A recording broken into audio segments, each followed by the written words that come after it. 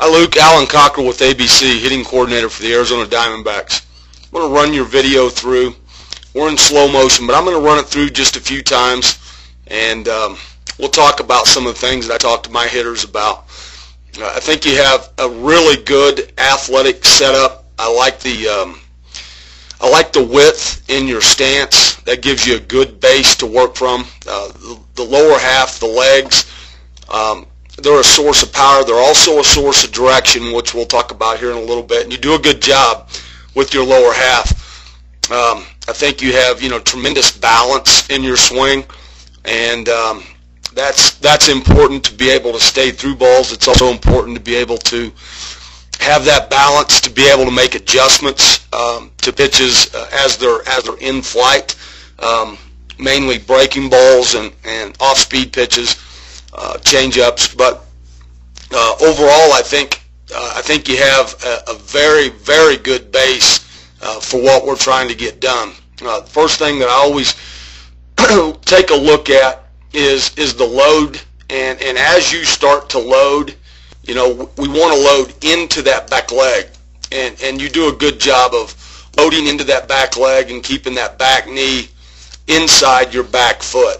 I think it's important to get into the backside and not on top of the backside. We don't want that knee, the back knee, right over the foot, and we don't want the weight to be on top of our leg. If that's the case, we have a tendency to either just spin from there, or we have a tendency to push up and push forward, and that puts us in a bad position with our lower half, which is going to affect our bat path. So your load is really, really good. Okay, we'll run it forward now to the foot down position. When we get here, again, what I'm looking for is equal bend in both knees.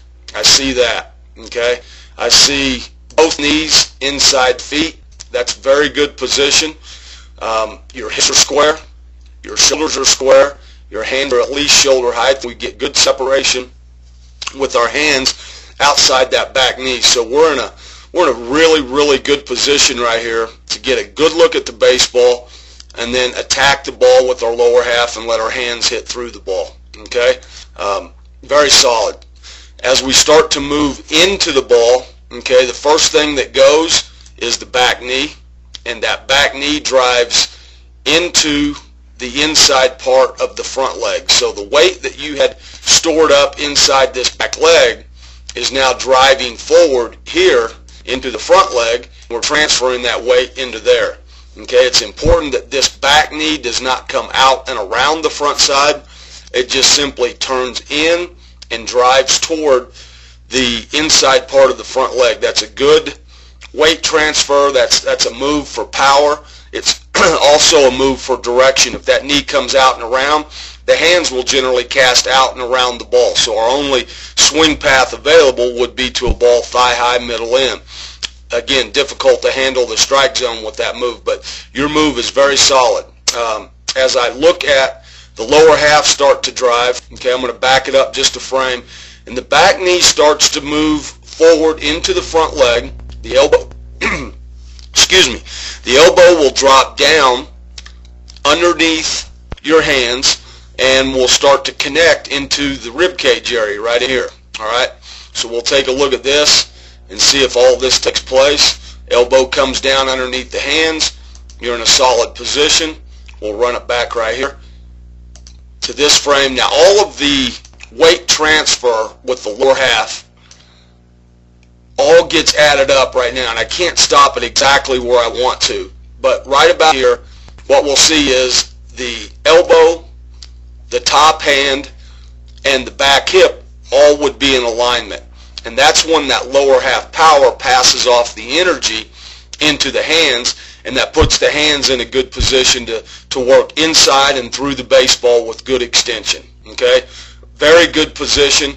Now the hands have started to work forward, and as the hands get just in front of the body, or just past the center of gravity, which is usually, it's right around the belly button, then we're going to go ahead, we're going to release the barrel, and at that point your backside starts to release too, so that back hip will be fully turned and working through the baseball. Okay, and I see that, so that's all very good.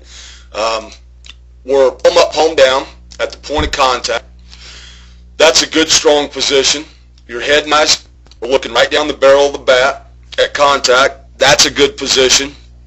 And Luke, I think it's important for you to know that as soon as the head and eyes come up to follow the flight of the ball after contact, at that point, basically, our swing is over. The barrel of the bat is going to follow our head and eyes. So if our head and eyes come up, then my swing is going to, it will just abruptly finish. So it's always a good habit. Anytime you're working in a cage, as you are here, or taking batting practice, it's really a good habit to get into, keeping that head and eyes buried down in the hitting zone for at least a count or two past contact, so we know that our barrel's getting through contact and extending through the flight of the ball. So we're getting a nice full finish in our swing. We can finish the swing that we start.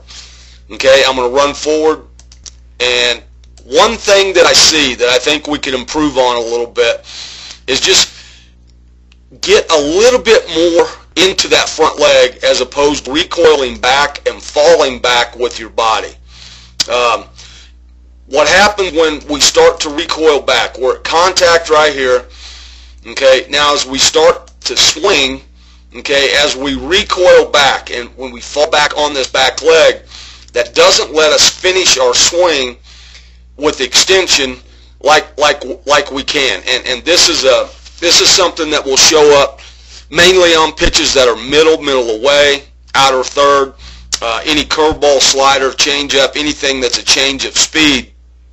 It doesn't let us get that full extension, because once we get to contact, we want the barrel here, and then if we stay through and into our front side with good weight transfer, this is going to be the arc of the bat. We're going to have a nice, full, long finish, and this recoil back on your back leg, see how it pulls the bat across your body, and we get into our finish in this direction, as opposed to that nice long full finish. See how your hands are coming across your body just a little bit. That's really the only thing that I see that I think we can improve on. So in order to work on this, you know, really the best way to work on this type of thing is really on a tee. We can put the tee exactly where we want our contact to be, and get to that loaded position, and you do a very good job of that. Get to right there. Okay. Now we're gonna set this tee on the outer third of the play. I'm gonna set it, you know, inside or just off my front foot, maybe slightly inside my front foot. I'm gonna set it outer third. Okay, and I'm gonna work to make sure that I get weight into this front leg, and I can finish into that front leg. So when I get to the point of contact, okay, right here, I can keep that bat extending through that ball. This would be the bell of my bat with the first couple clicks, and then the finish would be like this. This would be the arc of my finish, and that good full extension is just going to help us stay on that ball. It's going to help us to finish through that ball and hit that ball as hard as we possibly can. So that would really be my only suggestion to have you work on this type of finish, where we don't recoil back and fall back on that back leg. And we can get through the ball, keep the barrel going through the ball. It's just going to make us a better hitter. All right, bud. Thanks for coming to our camp. Best of luck.